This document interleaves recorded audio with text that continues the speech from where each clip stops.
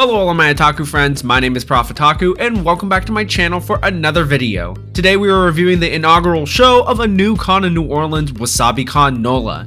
The first booth here was the only manga and anime booth in the convention. These are few and far between at the cons I've gone to, so it's nice to see one so fully stocked. There were several anime movies like Suzume and some Studio Ghibli stuff I wanted to get, but with everything full price I knew I could get it cheaper online.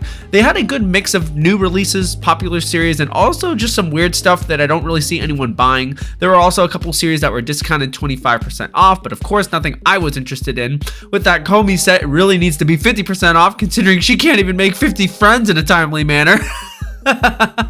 One of my friends recently told me that I needed to read When I Was Reincarnated as a Slime, and now that those nice 3-in-1 Omnis are coming out, I definitely want to pick that series up. They also had a pretty large selection of light novels, including some harder to find series such as 86 and Mushoku Tensei. As you saw there, one ongoing series that I've been loving and highly recommend is She Loves to Cook, She Loves to Eat, a fantastic series with great LGBTQ representation, food, and amazing characters. And now we get into what people love about cons, which is the fan art. The first booth was Senpai Studios, who I've seen at several conventions. They have these amazing anime and Pokemon collab pieces that are super sick, and I'm glad that I was able to finally pick up some pieces that were out of stock at the last convention. The convention itself was spread out on 2 floors of the hotel, with the second floor hosting main events such as VA panels, and the third floor hosting the panel room, gaming room, artist alley, and maid cafe. I thought the layout was perfect for the convention, and everything felt roomy and intimate. There was a great flow and layout to artist alley, and I never felt I was having to climb over people just to get to things. For about less than 24 hours. I already had gumbo and oysters. There you go. Doing pretty good, right? I've been here before, but to New Orleans, that is.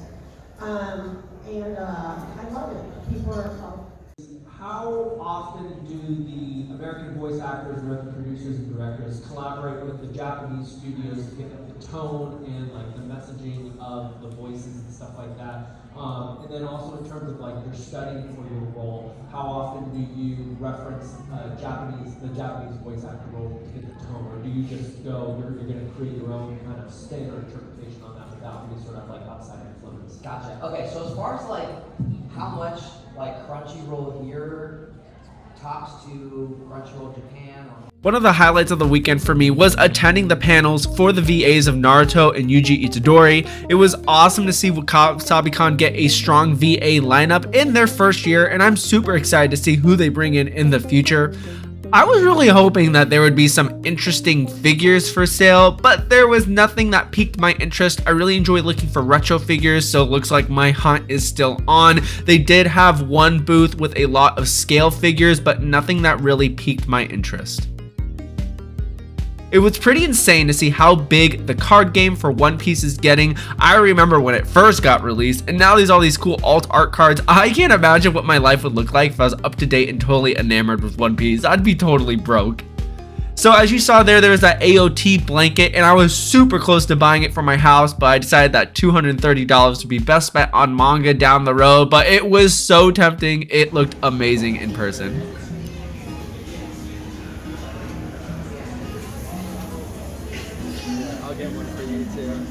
Thank you, thank you. Ooh. All right, let's see, we got it. Oh, nice. That one's good. And you like that flip, huh? One of the highlights of the trip was going with my friend Jess to Japanese barbecue in downtown New Orleans. We had both never gone before, so it was such a cool experience, from the food to the atmosphere. We will definitely be back.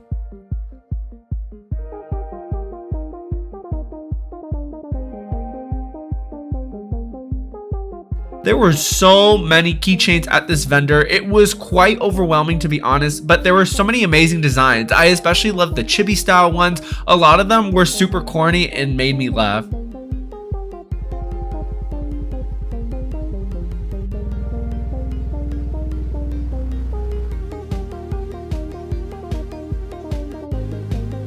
So looking back at this video, one of my biggest regrets was not getting one of those anime notebooks. I am constantly jotting down notes for my job, so it's only right that I represent my weebiness even more in front of my students.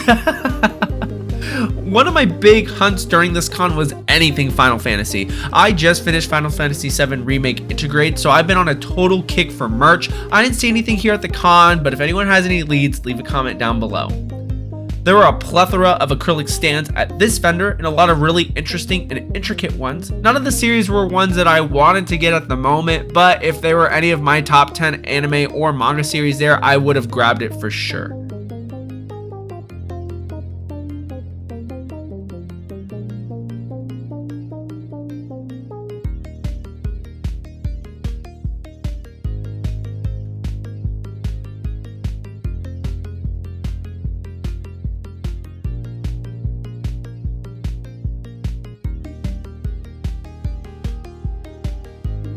It was great to see my con friend RX Hood at this convention, a great artist who just started selling his art full time in the convention scene. Make sure you check out his stuff on Instagram, link is down in the description. I have several pieces from him in my manga room.